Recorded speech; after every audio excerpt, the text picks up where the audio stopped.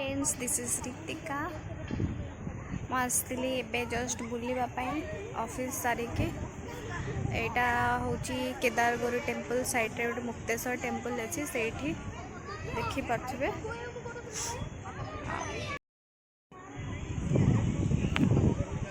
देखी पारुथिबे केते सुंदर जगह इवनिंग टाइम रे छोट पिला माने आसी खेलुचंती बहुत बड़ा जगह जदि भी किए भुवनेश्वर अच्छा तो ये आसिक आराम से इवनिंग टाइम रे बुलाबुल करें। ये छोट भौनटा मोर हेलो हाय आम दिज आसलु टे वीडियो बनईदेबू आगे मजाक मस्ती करूँ मजाक मस्ती करूँ बुलू नाचबू केतरा वीडियो आज कलु प्रज्ञा 5टा कर पोस्ट करें ड्राफ्ट अच्छी पोस्ट करी आगे पलि आसलु दी जनकर ऑफिस थिला मॉर्निंग रे सारिकी पलि आसलु चाल जिबा हरी टिके बुलाबुली करी वीडियो करके आसी जिबा छोट पिलाटा टेम्पल अच्छी मो भूली जाइए कौन नाटा चलतु देखेबी तो आसी पहुँची गली से मंदिर रे एबे देखेबी मंदिर भीतर के जाऊँ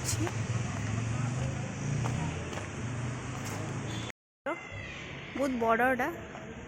पूरा प्राचीन जुगर आठी शिव ठाकुर अच्छा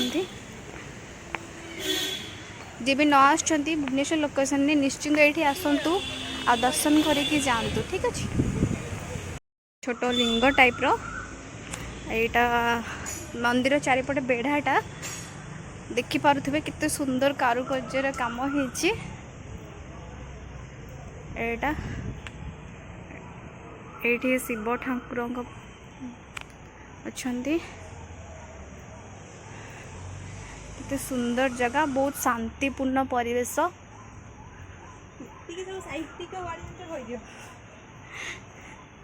गोटे पिलाटा ये आसुची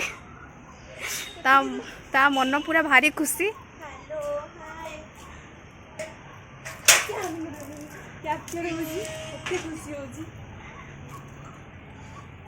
तो आ सेपटे बहुत जगह अच्छी देखे बुले भी सब आपण मानक थकी गलुणी बहुत मजा मस्ती करे वीडियो बन के तो बहुत थकी गलुणी से जो कहती मुक्तेश्वर टेम्पल सेते बेले देखे पार नी बहुत दूर थिला ये पाखक पलि आसली देखी पारे बहुत बड़ा जगह जी भी न आसतु ये देखिकी जीवे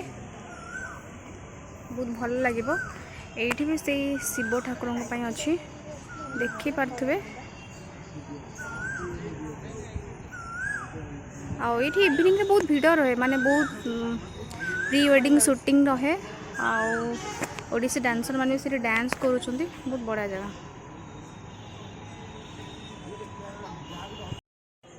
ये देखी पार्छ यहाँ मत यहाँ बहुत सुंदर लगे फोटो उठापे यहाँ बहुत सुंदर लगे आ गोटे बढ़िया जिनस देखेबे चलते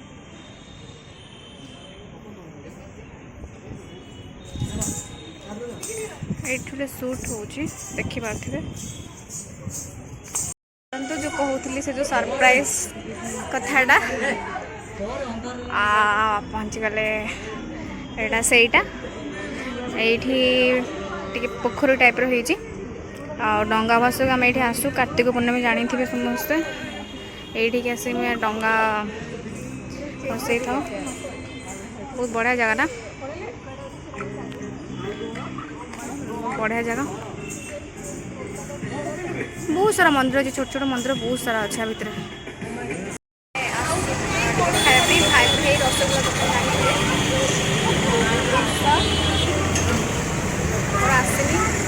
खाइबे वीडियो शूटिंग फोटो शूटिंग